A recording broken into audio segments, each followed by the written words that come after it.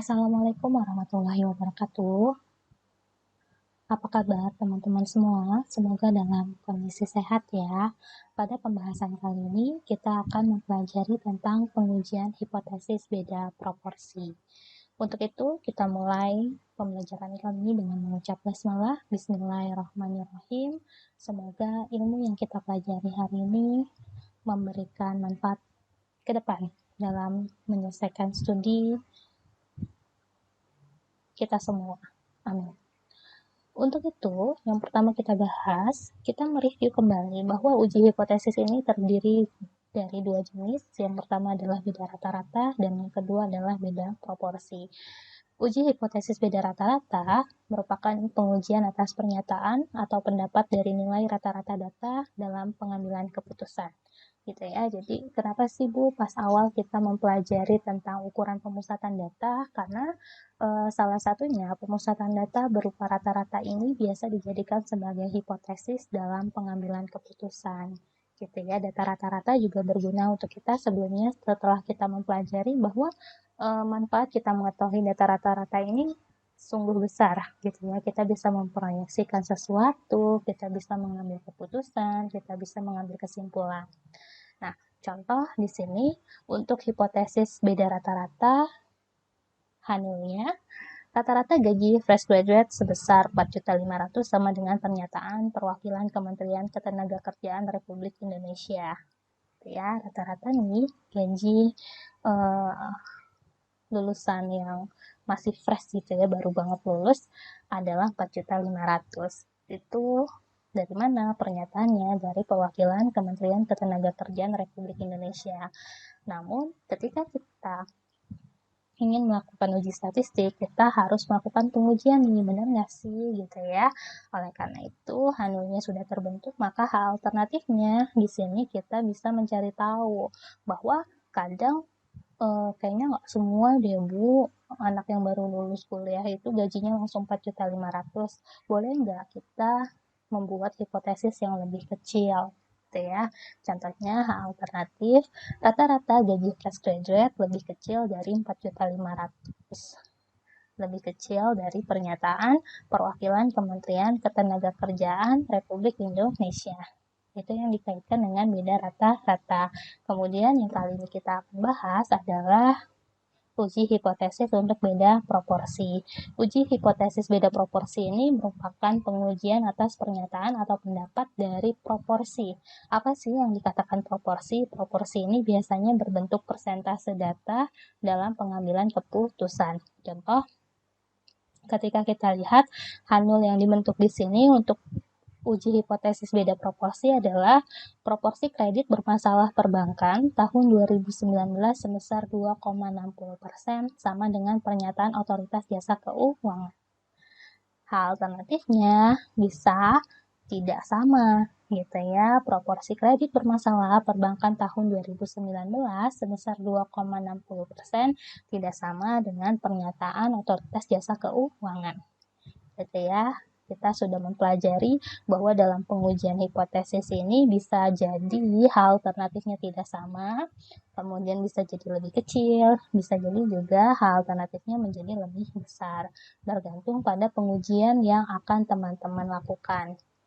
Kemudian di sini arah uji hipotesis juga sebelumnya sudah disinggung gitu ya. Uji hipotesis itu ada yang dua arah, ada yang satu arah. Ingat, ketika dua arah maka hal alternatifnya tidak sama dengan. Kemudian kalau yang satu arah, hal alternatifnya bisa lebih dari, bisa jadi kurang dari. Gitu ya. Di sini P sebagai proporsi ya, teman-teman. Ketika kita lihat ada proporsi, kemudian proporsi nol gitu. Nah, di sini juga kita bisa lihat bahwa ketika melakukan uji hipotesis dua arah, teman-teman membuat kurvanya adalah dua arah, ada yang negatif, ada yang positif. Dimana ketika kita lihat daerah penerimaan Hanulnya ada di tengah, kemudian daerah penolakannya ada di sisi kiri dan kanan.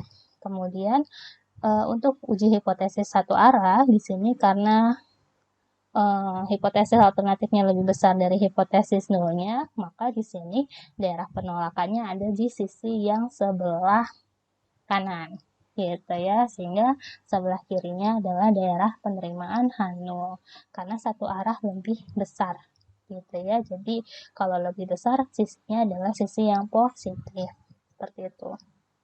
Berikutnya untuk rumusan uji hipotesis satu proporsi. Di sini pengujian hipotesis satu proporsi dalam praktiknya seringkali ada pendapat tentang persentase yang harus diuji. Contoh, pernyataan tentang persentase barang yang rusak adalah 25%. Maka rumus untuk uji hipotesis satu proporsi ini adalah Z sama dengan P bar dikurangi dengan P dibagi dengan akar dari P dikalikan dengan 1 dikurangi P dibagi dengan N. Dimana kalau kita lihat Z ini sebagai nilai uji Z, P bar sebagai proporsi sampel, di mana proporsi sampel ini juga bisa dicari berdasarkan rumus X dibagi N, kemudian P biasa adalah proporsi populasi dan N adalah jumlah sampel. Untuk contohnya, di sini kita bisa langsung kerjakan. Seorang pejabat Bank Bumi Daya berpendapat bahwa petani yang belum mengembalikan kreditnya sebanyak 70%, dengan hipotesis alternatif lebih kecil dari itu. Untuk menguji pendapat tersebut, sebanyak 250 orang petani yang dijadikan sampel kemudian diteliti, dan ternyata sebanyak 150 orang yang belum mengembalikan kredit. Dengan alfa 10%, ujilah pendapat tersebut. Maka yang pertama, langkah-langkahnya sama, yaitu menentukan uji hipotesis. Karena tadi dikatakan H alternatifnya lebih kecil, maka ujinya nanti adalah uji satu arah. Hipotesis yang terbentuk adalah H0, proporsi petani yang belum mengembalikan kredit sebanyak 70%. H alternatifnya, karena di soal dikatakan lebih kecil, maka proporsi petani yang belum mengembalikan kredit lebih kecil dari 70%. Yang kedua, menentukan taraf nyata, tadi dikatakan alfanya 10%, maka alfanya adalah 0,1. Sehingga Z tabelnya, karena ujinya hanya satu arah, maka min Z alfa sama dengan min Z alfanya kita masukkan 0,1. Kemudian nanti kita lihat ke tabel di sini, karena lebih kecil ya, jadi ada tanda minus. Kalau lebih besar, maka nggak pakai tanda minus rumusnya. Ketika kita lihat ke tabel, Z-nya 0,1. Benar nggak sih? 0,1 ini masuk ke dalam 1,282. Oh iya, ternyata alfa 0,100 gitu ya. 1,100 adalah 1,282, sehingga terbentuk nilai Z tabelnya. Karena satu arah lebih kecil, maka kita tulis min 1,282 gitu. Berikutnya, ini sudah kita lewati dalam penentuan Z tabel. Kita menghitung uji statistik. Uji statistiknya kita hitung di sini. Karena proporsi sampelnya belum diketahui, maka kita cari dulu ya.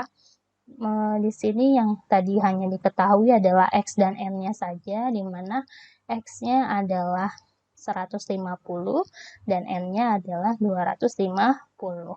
Jadi 150 dibagi 250 hasilnya adalah 0,6. Kemudian proporsi populasi adalah 70%, harus kita bentuk menjadi 0,7. Sehingga kita bisa melanjutkan perhitungan nih. Z sama dengan P bar dikurangi dengan P, 0,6 dikurangi dengan 0,7 dari sini, dibagi dengan akar dari P dikalikan 1 dikurang P dibagi N.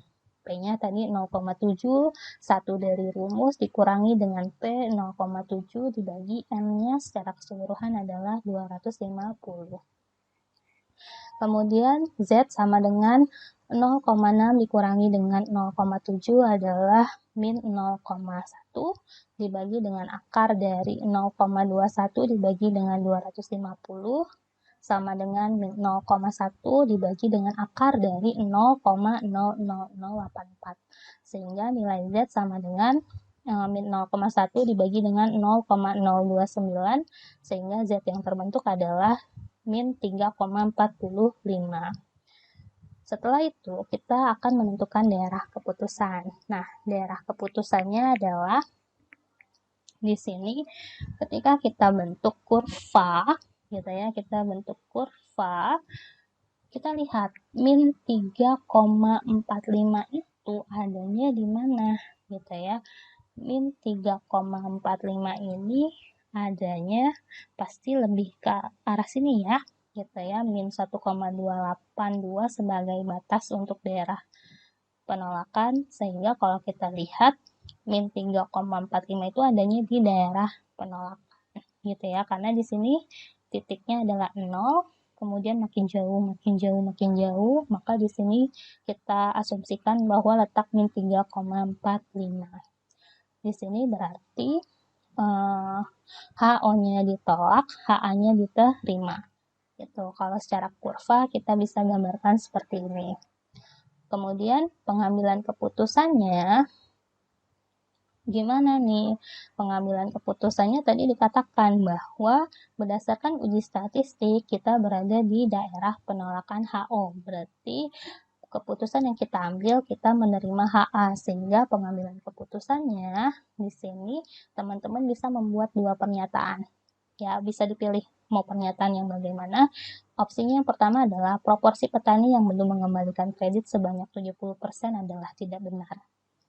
Ketika kita melakukan pengambilan keputusan HO ditolak. Kemudian bisa juga kita menggunakan istilahnya mengambil hak alternatifnya gitu ya. Hak alternatifnya diterima nih. Maka kita bisa mengatakan bahwa proporsi petani yang belum mengembalikan kredit lebih kecil dari 70% adalah benar. Gitu ya. Peneliti biasanya mereka menggunakan keputusan yang HA diterimanya aja. Gitu ya. Kalau HA-nya ditolak berarti HA-nya diterima. Kayak gitu. Kemudian uji hipotesis untuk dua proporsi, di sini dalam prakteknya mungkin ada persoalan mengenai perbedaan antara dua proporsi. Contoh, tidak ada perbedaan persentase hasil investasi saham dan reksadana. Itu contoh pernyataannya. Kemudian ini uji hipotesis dua proporsi, rumusnya kurang lebih seperti ini, teman-teman bisa lihat. Kemudian untuk lebih jelas kita langsung masuk ke dalam contoh, gitu ya. Sebuah sampel acak sebanyak 500 TV diperoleh dari proses produksi pada siang hari ternyata 80 unit yang rusak. Sedangkan sampel acak lainnya sebanyak 200 unit TV diperoleh dari proses produksi malam hari ternyata 10 unit yang rusak. Apakah data ini cukup untuk membuktikan bahwa proporsi produk cacat dari proses produksi pada siang hari 3% lebih tinggi dari proses produksi pada malam hari? Ujilah hipotesis tersebut dengan alfa 5%. Hipotesis alternatif tidak sama dengan. Berarti di sini kalau hipotesis alternatifnya tidak sama dengan, teman-teman melakukan uji dua arah. Kita jawab langsung yang pertama menentukan uji hipotesisnya, gitu ya, menentukan hipotesis untuk uji dua arah. H0-nya proporsi produk cacat dari proses siang hari sebesar 3% sama dengan proporsi produk cacat dari proses malam hari. Kemudian hal alternatifnya, proporsi produk cacat dari proses siang hari sebesar 3% tidak sama dengan proporsi produk cacat dari proses malam hari. Kemudian kita tentukan taraf nyata, di sini karena ujinya dua arah, maka kita menggunakan Z alfa dibagi 2. Alfanya sudah diketahui sebesar 5% atau sama dengan 0,05, maka 0,05 ini dibagi dengan 2, dapat 0,025. Sehingga kalau kita lihat tabel, nanti akan terbentuk ya, ini udah kita lihat di materi sebelumnya, 0,025 ini kalau lihat tabel dapat hasilnya 1,960. Kemudian kita menentukan uji statistik, kita cari tahu dulu gitu ya. Di sini nilai N1 dan N2 beserta X1, X2, P1, P2, 1 dibagi N1, kemudian 1 dibagi N2, kemudian kita mencari nilai proporsi dan kita mencari nilai Q-nya gitu ya. Yang pertama kita pisahkan N1-nya 500, ya, X1 yang rusak 80, kemudian P-nya berarti probabilitas untuk barang yang rusak adalah 80 dibagi 500, dapat 0,16.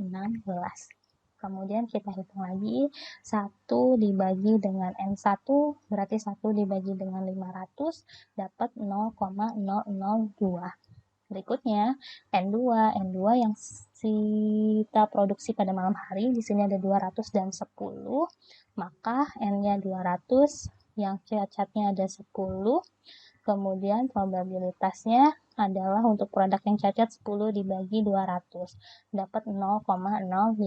Kemudian kita masukkan 1 dibagi N2, maka adalah hasilnya 1 dibagi 200 sama dengan 0,05. Kemudian kita hitung proporsinya di sini. X1 ditambah X2 dibagi dengan N1 ditambah N2. 80 ditambah 10, 500 ditambah 200. Kemudian 90 dibagi 700 dapat hasilnya 0,129. Q-nya adalah di sini 1 dikurang dengan P, maka 1 dikurang 0,129 diperoleh hasil sebesar 0,871. P1 dikurangi dengan P2, maka hasilnya adalah 0,16 dikurangi dengan 0,05 dapat hasilnya 0,11. Ini dasar perhitungan ketika kita mau melakukan Z hitung gitu ya. Oleh karena itu kita bisa langsung masukkan nih P1 dikurang P2 dibagi dengan akar dari P dikali Q dikalikan dengan 1 dibagi N1 ditambah 1 dibagi N2. Tadi kita sudah hitung P1 dikurang P2 dapat 0,11, kemudian akar dari P dikali Q, kemudian dikali 1 per N1 ditambah 1 per N2, kita juga sudah menghitung dasarnya, kita masukkan, P-nya adalah 0,129, Q-nya adalah 0,871 dikalikan dengan 1 per N1 0,02,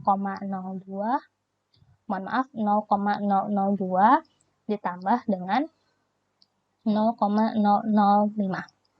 Kemudian kita turunkan lagi 0,11 dibagi dengan akar dari 0,0008, kemudian dapat 0,11 dibagi dengan 0,028, sehingga hasil untuk Z hitung kita peroleh 3,929. Jika sudah terbentuk Z hitungnya, maka kita bisa melanjutkan untuk menentukan daerah keputusan. Ketika kita lihat Z hitung yang kita peroleh 3,929 lebih besar dari Z tabel kita sebesar 1,960, maka HO-nya ditolak dan HA diterima. HO ditolak dan HA diterima. Kita bisa lihat ini adalah batas penerimaan atau penolakan HO-nya gitu ya, 1,960. Ketika kita dapat Z hitung 3,929, berarti posisinya ada di sini nih, kita asumsikan, maka kita berada di daerah penolakan HO. Kalau HO-nya ditolak, maka HA-nya diterima, gitu ya, karena lawan ya, HA itu sebagai lawan dari HO. Dan yang terakhir adalah pengambilan keputusan. Proporsi produk cacat dari proses siang hari sebesar 3% sama dengan proporsi produk cacat dari proses malam hari adalah tidak benar. Ketika kita mengambil kesimpulan berdasarkan HO ditolak, tetapi kita juga bisa mengambil kesimpulan dengan menerima HA-nya gitu ya. Kita terima HA aja deh untuk penarikan kesimpulannya. Udah teman-teman membuat pernyataannya, proporsi produk cacat dari proses siang hari sebesar 3% tidak sama dengan proporsi produk cacat dari proses malam hari adalah benar. Gitu deh ya. Baik, kita sudah selesai untuk pembahasan uji hipotesis untuk proporsi. Semoga teman-teman bisa memahaminya dengan baik. Kemudian untuk evaluasi nanti bisa mengerjakan latihan soal. Kita akhiri pertemuan kali ini dengan mengucap hamdalah. Alhamdulillahirrahmanirrahim. Wassalamualaikum warahmatullahi wabarakatuh.